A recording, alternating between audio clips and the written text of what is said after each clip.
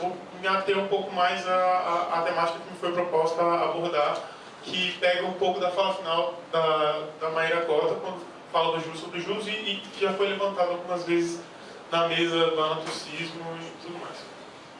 Bom, eu acho que é extremamente feliz o nome do seminário, porque sistema da dívida é exatamente disso que a gente está tratando.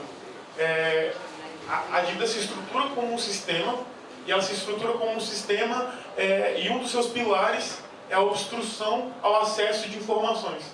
E eu acho que é isso um pouco que a auditoria tem tentado fazer, que é de difundir as informações sobre isso. Bom, um dos exemplos da obstrução do acesso à informação se dá na falta de divulgação, tanto pelo Banco Central quanto da Secretaria do Tesouro Nacional, com relação ao valor dos juros nominais que são pagos. E um outro exemplo também que a gente pode dar com relação a... Nem mesmo a CPI da dívida pública, que fez vários avanços, conseguiu e com a característica que ela tem de poder de polícia, conseguiu ter acesso às plenas informações. O que eu acho interessante falar também é desmascarar esse cálculo que é feito, porque ele é fictício. É uma maquiagem de um cálculo que gerou a dívida, e por isso sistema, né? Como ele se estrutura.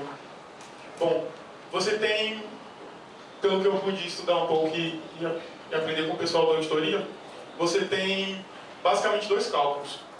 Um com relação aos juros nominais, que é com relação a cada título da dívida, e o outro que é paralelo a esse, que é com relação a toda a dívida e que utiliza o IGPM como base de cálculo. E esse cálculo, nesse sentido, a partir desse cálculo paralelo, você cria uma impressão de que os juros nominais eles estão sendo anulados, estão sendo diminuídos. Só que, na verdade, o que você está fazendo é transportar juros nominais, que seriam despesas correntes, para o montante principal da dívida, que são despesas de capitais. Então, você, em vez de diminuir, o que a gente está fazendo é um processo de acréscimo, e acréscimo vertiginoso ao valor da dívida. E aí, nos livros que a auditoria publica, dá para ver muito bem os gráficos e como o valor do principal da dívida tem aumentado. E aí você pega esses juros que deveriam ser nominais, coloca para o montante principal e você incide os juros sobre esse mesmo valor. Então, é aquilo que foi falado, juros sobre juros, e isso, por mais que toda a questão jurídica sofra influências e, em uma certa medida, possa sim ser colonizada pela economia, como pode ser pela política, e que são relações que não, eu também acredito no direito numa perspectiva um pouco distinta da pura técnica. A gente, ainda com tudo isso em vista, a gente enfrenta a possibilidade de lutar ainda na institucionalidade em algum ponto, porque tem algumas afrontas que são bem claras e diretas. É só a gente trabalhar um pouco com isso. Como já foi dito, a Constituição tem o artigo 167, eu não vou me repetir. Bom, além disso, um cidadão comum, ele pode fazer, né, pelo direito, ele pode fazer tudo que não é proibido. A administração pública, pelo contrário, ela só pode fazer o que lhe é permitido. Nesse caso, não há nenhuma permissão a esses tipos de cálculo da maneira que eles são colocados, né? A CPI da dívida pública, quando ela fez investigações, a STN, né, a Secretaria do Tesouro Nacional, vai justificar que faz esse cálculo a partir da LDO, a Lei de Diretrizes Orçamentárias.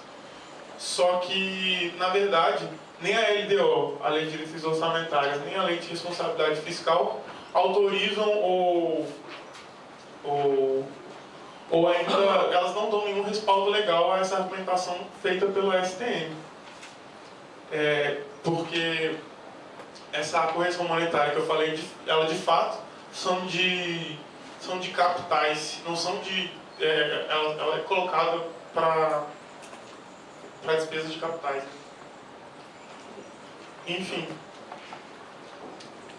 como a gente conseguiu perceber um pouco nessa breve explicação, espero que eu tenha conseguido dar alguma claridade ao assunto, como se deu para perceber até esse momento, essa é uma situação que, por um lado, ela gera um crescimento bastante acelerado da dívida e também ela justifica a emissão de mais títulos para o pagamento de boa parte desses juros, né? E nesse sentido ela aumenta, a dívida aumenta mais uma vez. Daí, e frente a todo esse juros, a todo esse crescimento da dívida, a gente tem que se questionar se existe, qual é a contrapartida estatal que é dada em serviços e bens que o Estado deveria prover à sociedade e que acaba não fazendo porque você é consumido, né, grande parte, né, foram citadas as jornadas de julho aqui na mesa, as de junho e de julho também aqui na mesa, né, os gritos de ordem por mais saúde e educação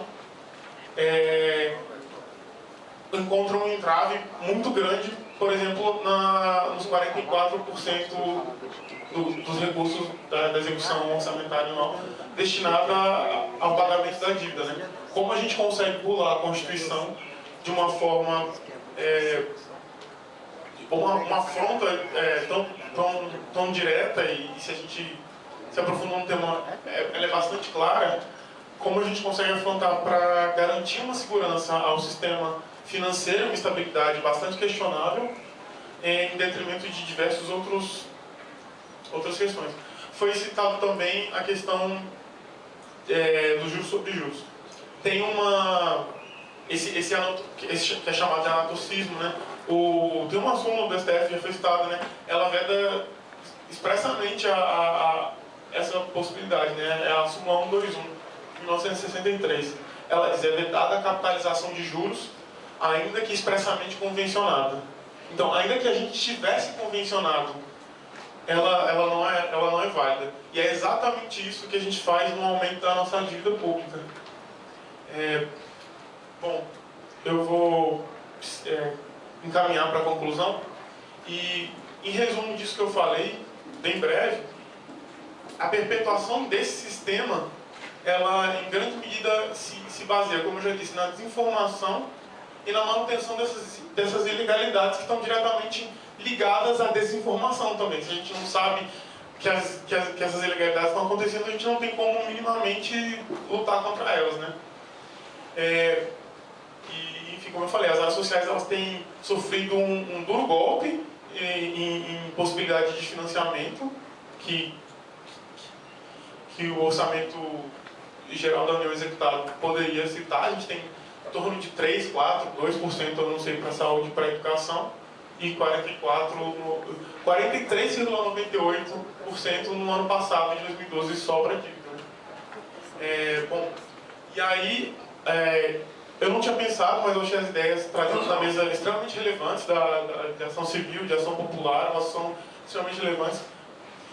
Mas eu acho que a saída fácil às ilegalidades é que a gente consiga constituir, que a gente consiga fazer que esse movimento social da auditoria cidadã da dívida adquira uma força tal em que a auditoria pública da dívida seja inadiável. Porque eu acho que, por mais que a ação civil, as ações populares tenham seu grande mérito, elas possam fazer muito pela gente, eu acho que finalmente a efetivação da auditoria da dívida que se torna mais urgente para que esse estado de coisas, esse sistema perverso não se perpetue, e que ele tem lançado mão de manobras extremamente questionáveis para manter um sistema em prol de uma segurança e de estabilidade. Isso que tem sido garantido, segurança e estabilidade de um sistema financeiro também bastante questionável na forma como ele se dá e se reproduz. Basicamente isso. Obrigado.